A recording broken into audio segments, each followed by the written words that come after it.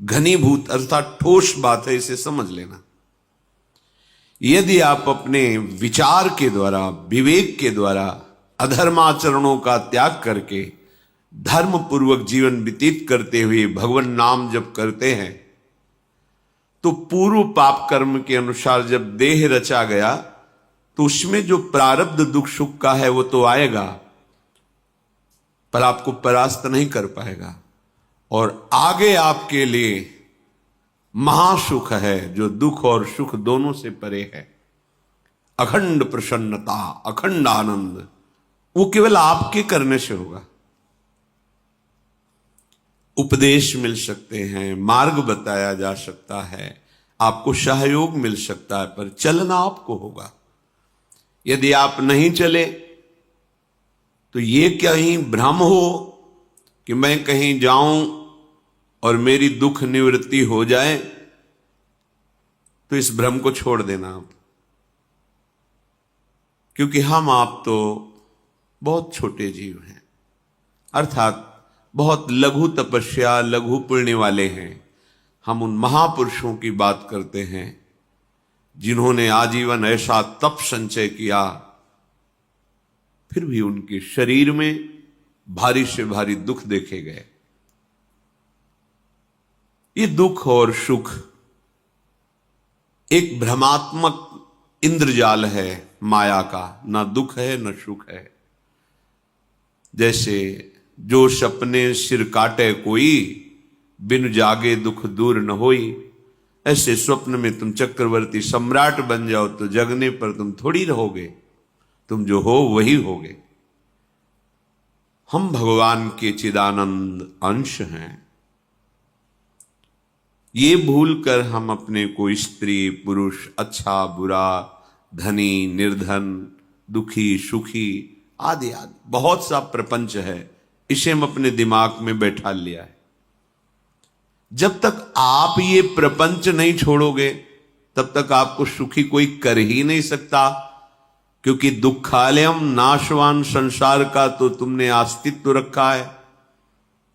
अगर ये किसी के दूर करने से होता तो स्वयं जगत गुरु परब्रह्म परमात्म तत्व भगवान श्री कृष्ण सामने हैं और अर्जुन को कह रहे हैं, मात्रा स्पर्शास्तु कौन्तेय शीतोष्ण सुख दुखदा आगमा पायनो अनित्यास्तास्तितिक्षस्व भारत।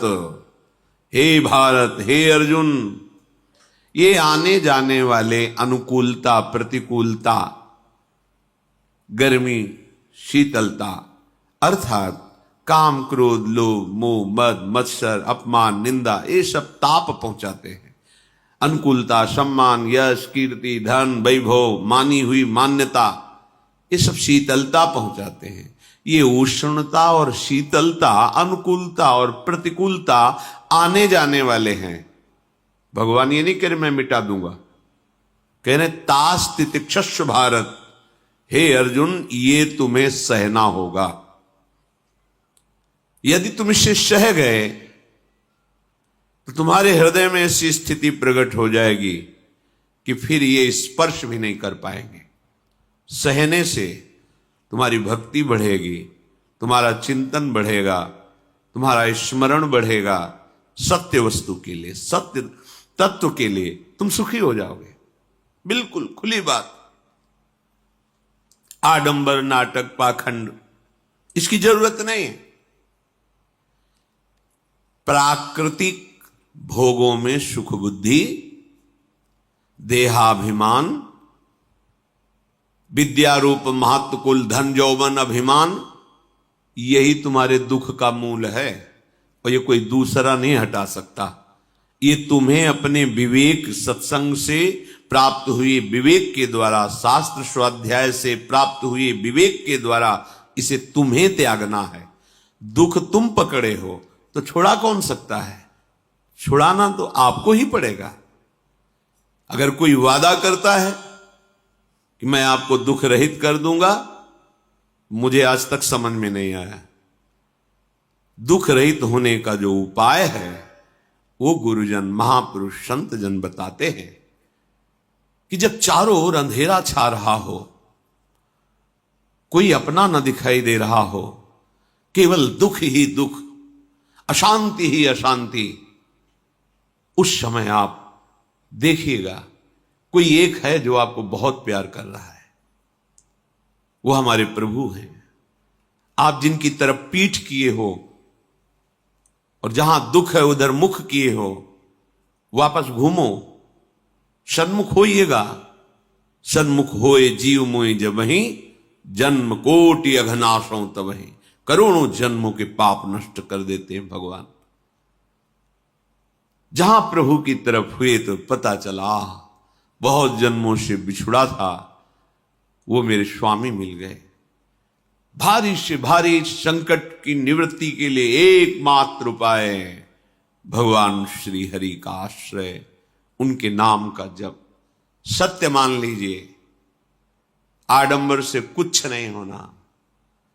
चाहे जितने जंतुर बांध लो, चाहे जितना जो कुछ जादू टोना जो मनावे सो कर लो, बारी मथे घृत होए बरु शिकताते बरु तेल, बिनु हरि भजन न भवतरी यह सिद्धांत अपेल।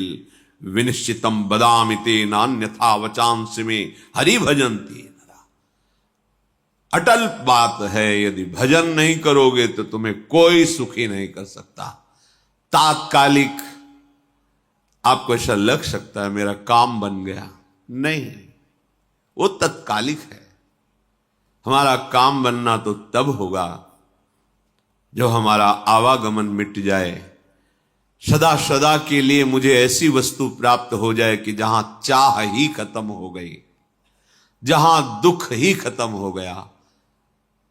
वो हमारा स्वरूप है, वो हमारे आराध्य देव हैं। प्रार्थना मान लीजिए, भटकाव से बचिए। ये कलिकाल मलायतन मन कर देख विचार, श्री रघुनाथ नाम बिन नाहिन आन आधार। महापुरुषों ने स्पष्ट कहा है। ये मलायतन मल का आगार है। मल माने कामना, नाना प्रकार की वासना, भ्रष्ट आचरण, छल कपट, दंभ पाखंड, बोलबाला, इसका एकमात्र श्री भगवान का नाम आधार है। जो चाहत है नित्य सुख अरु मन को विश्राम, तो हित ध्रुव हित सो भजत रो पल पल श्यामा श्याम श्यामा श्याम श्यामा श्याम। यदि सच्चिदानंद शाश्वत सुख चाहते हो, जहां से कभी हटना ना पड़े, केवल सुख ही सुख है, आनंद ही आनंद है, और मन का विश्राम चाहते हो कि भाग दौड़ मन की मिट जाए, तो बस प्रेम से बोलते रहो श्यामा श्याम श्यामा श्याम, राधे श्याम, राधा राधा राधा वल्लभ। ये बड़ी शोध करके महापुरुषों ने बात कही है। यदि आप भजन नहीं करते तो आप दिमाग में लिख लीजिए, चाहे अपनी नित्य डायरी में लिख लीजिए, जो आप दिनचर्या लिखते हैं। आपको कहीं भी कभी भी कोई भी सुखी नहीं कर सकता। गांठ बांध लीजिए, भटकने की जरूरत नहीं है। और यदि नाम जप करने लगे, धर्माचरण करने लगे, तो तुम आशीर्वाद देने वाले बन जाओगे। सातरति सातरति सा लोकांतारयति। ध्यान दीजिए, वो तर जाता है, वह तर जाता है, वो लोकों को तार देता है। जब पृथ्वी में भयंकर पापाचरण की वृद्धि हुई, असुरों के द्वारा प्रेरित होकर के जहां भी धर्माचरण, नाम कीर्तन, यज्ञ, हवन, होम, ऋषि मुनि विध्वंस कर दो, क्या हुआ? कोई दूसरा दिखाई दिया क्या? नहीं, किसी की सामर्थ्य नहीं थी। सब मिलकर के ब्रह्मा जी के पास गए, जो ईश्वर कोटि के महापुरुष, सबने ब्रह्मा जी से प्रार्थना की। ब्रह्मा जी ने कहा, हम भी जिनके सेवक हैं, वही प्रभु अब हमारे दुख का निवारण कर सकते हैं। सोचो, आप किसी और से दुख निवृत्त कराना चाहते हैं? जिसने सृष्टि बनाई है, भगवान ब्रह्मा जी भी कह रहे हैं, मैं जिनके सेवक हूं, वही प्रभु हमारे और आप सबके दुखों का निवारण करते हैं। तो आपको समझ में नहीं आ रहा कि एकमात्र भगवान श्री हरि ही हमारे दुख का निवारण कर सकते हैं। हमें कहीं भागने दौड़ने की जरूरत नहीं है। साधु समागम इसलिए किया जाता है कि हृदय पवित्र हो जाए, पवित्र हृदय की पहचान बुद्धि में विवेक का प्रादुर्भाव हो जाए और विवेक से मोह का नाश करके हम निरंतर प्रभु के प्रेम में डूबे, भजन में डूबे। सबने एक साथ मिलकर के विचार किया कि महासुख सिंधु प्रभु से विनय करनी तो कहां जाया जाए, वैकुंठ चले, किसी ने कहा क्षीर सागर चले, अपनी अपनी भावना व्यक्त कर रहे थे।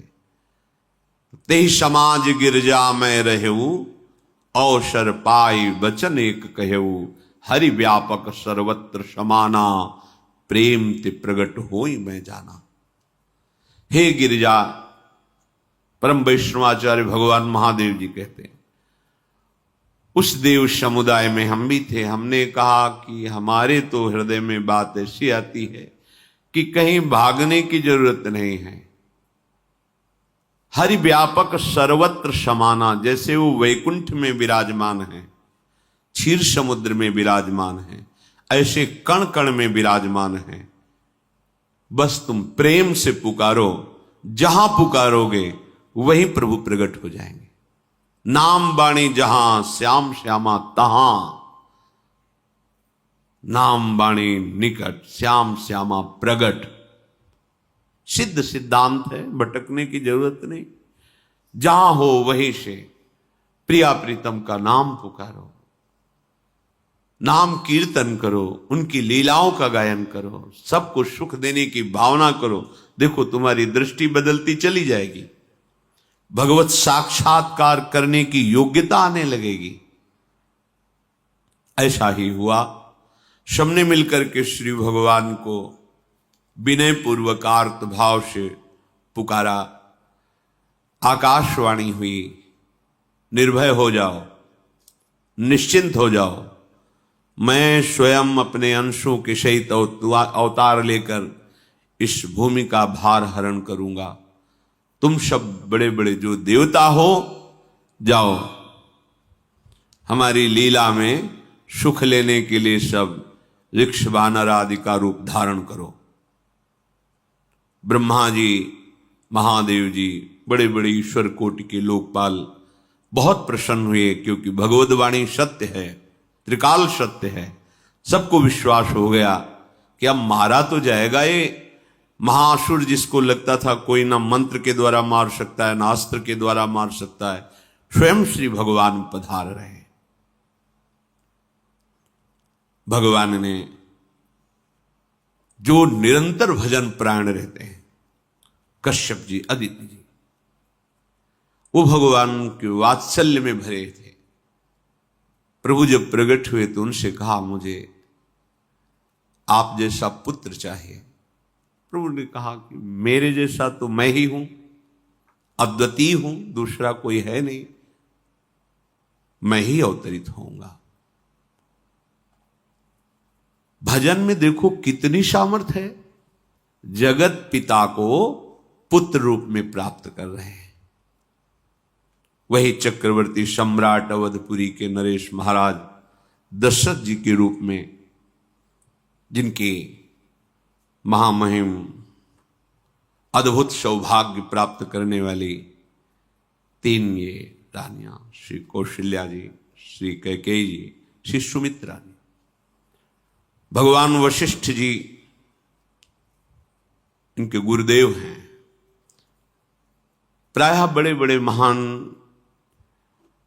जो राज्य पालक रहे, उनके ऊपर, राजा के ऊपर महाराजा विराजमान रहे। ऊपर से स्वर्गलोक आदि लोकों से भी यह शिक्षा मिली है।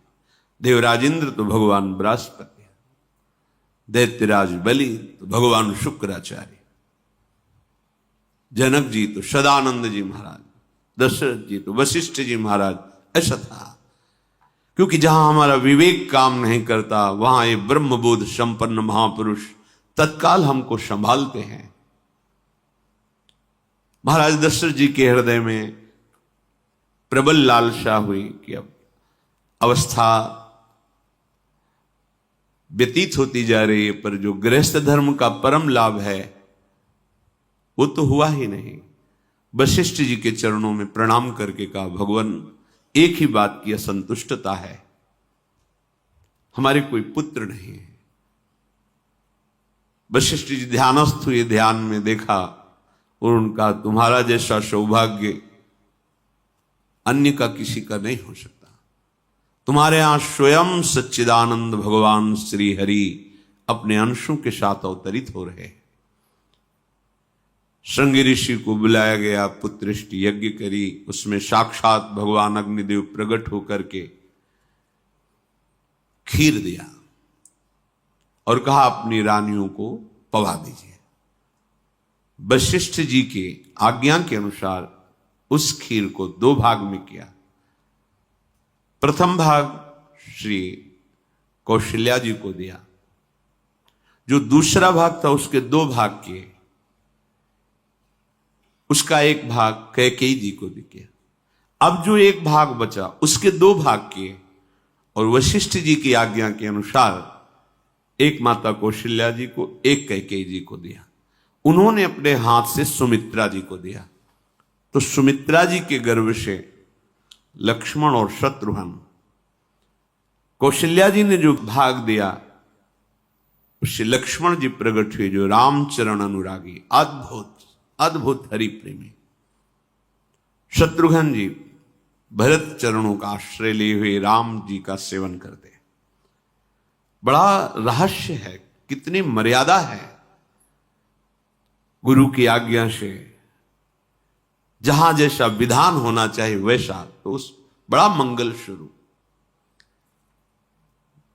ये महामहिम जगत पावन करने वाली माताएं मानो अपने गर्भ में अखिल ब्रह्मांडों के स्वामी को धारण किए हुए हैं, जिनके गर्भ में अनंत ब्रह्मांड वास करते हैं, उन प्रभु को अपने गर्भ में धारण करने का अनुभव कर रहे हैं।